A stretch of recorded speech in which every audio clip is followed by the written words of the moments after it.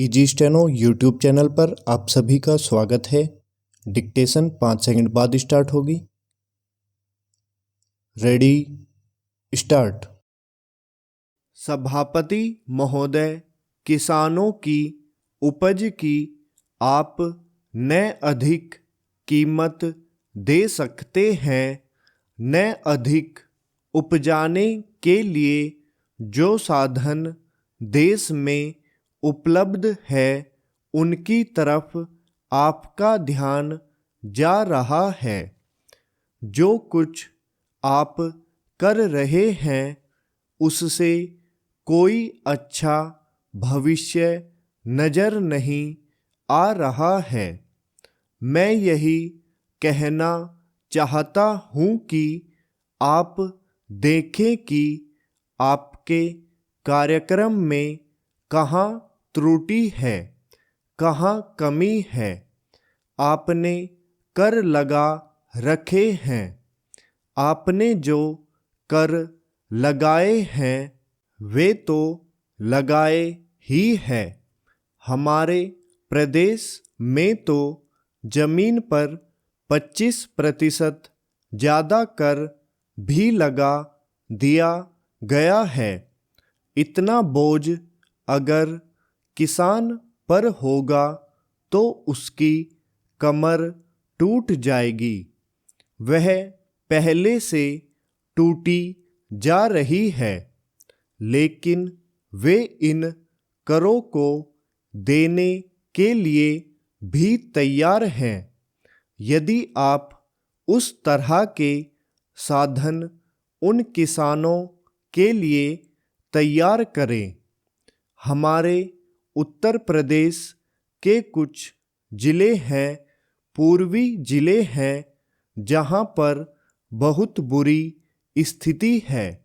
हमारे सदन के एक सदस्य ने रो रो कर आपको यह बताया था कि वहाँ लोगों को 2 रुपये मजदूरी में मिलता है। इतना ही एक दिन की उनकी मजदूरी है। सरकार ने एक आयोग की नियुक्ति की थी ताकि वहाँ पर कुछ विकास के कार्य किए जाएं। वह योजना भी अब खटाई में पड़ गई है।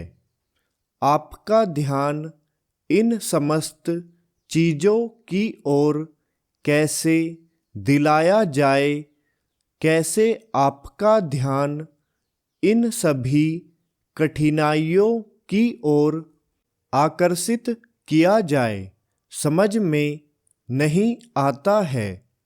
यातायात के साधनों की स्थिति यह है कि ट्रेनों में दूसरे दर्जे में भीड़ भाड़ का कोई ठिकाना नहीं है, उसकी कोई सीमा नहीं है।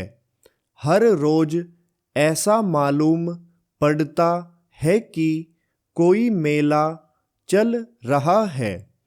आपके पास अच्छे इंजन है, अच्छे गति वाले इंजन है, लाइन भी अच्छी है, तो क्यों नहीं दूसरे दर्जे के अधिक डिब्बे लगाए जाते हैं। लोगों को कुछ सुविधा मिल जाए, वह काम नहीं किया जा रहा है। आपको किसान की देहात में रहने वाले आदमी की मजदूर की परवाह नहीं है, जो समस्त कठिनाइयों को झेलता है। आपके सारे कार्यक्रम को पूरा करने की उसमें कहाँ से शक्ति आएगी? कैसे वे अधिक अन्न उपजाकर आपको दे सकेंगे? आप इन सब पर सोच विचार करें। आपने बड़े बड़े फार्म बना दिए हैं। क्या उन्हें आपके फार्म से कोई लाभ मिल रहा है? सभापति महोदय, सरकार ने कई कृषि फार्म खोले हैं। क्या ये फार्म घाटे में नहीं चल रहे हैं? अगर सारे खर्च जोड़ दिए जाएं, बड़े बड़े अधिकारियों के वेतन जोड़ दिए जाएं, तो पता चलेगा कि सारे ये कृषि फार्म घाटे में चल रहे हैं। क्या इसी तरह से आप सारे किसानों को घाटे पर खेती करने के लिए मजबूर करेंगे? जिस क्षेत्र से मैं आता हूँ वहाँ एक पुल बना है। मैंने 10 वर्ष तक अपनी विधानसभा में इस पुल के लिए कोशिश की है। जिस दिन से मैं यहाँ आया हूँ बराबर उसकी चर्चा करता आ रहा हूँ, बराबर कोशिश कर रहा हूँ। मैं कहता हूँ कि गंगा पर वह पुल बने। उस पुल को बनाने का आश्वासन भी मिला था। एक प्रश्न के लिखित उत्तर में यह जवाब दिया गया था। यह कहा गया था कि इसको हाथ में लिया जाएगा।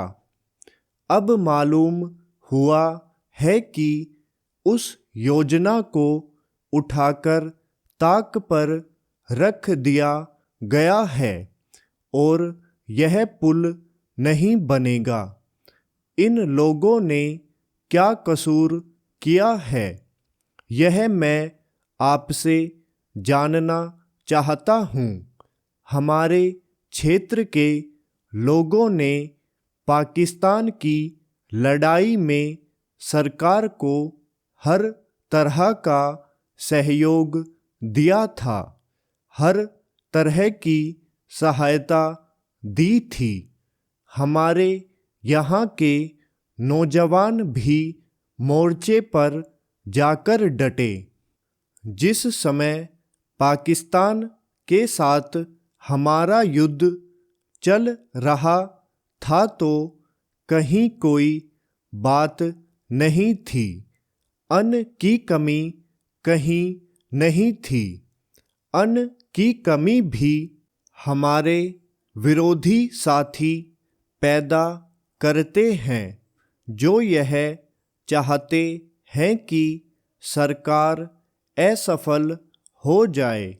ये लोग जो कहते हैं उसको आप समझे। एक तरफ तो हमारे मित्र की बात है जो देश के बड़े बड़े शहरों में दंगे करवाते हैं, दूसरी तरफ हम हैं जो कि इनकी बातों को नहीं समझ पाते। इनको सभी वे लोग मिल जाते हैं जो बेकार होते हैं या जो दंगे करवाने के लिए उत्सुक हैं। इसलिए सरकार का इन सारी चीज़ों की तरफ ध्यान जाना चाहिए और उसको सोचना चाहिए कि क्या तरीका इन सब से बचने का हो सकता है। एक ही तरीका हो सकता है कि इस देश में हर आदमी को काम मिले, देहात में लोगों को करने के लिए काम मिले और खादी कमीशन की जो योजना है और जो कि एक अच्छी योजना है, वह ठीक तरह से चले।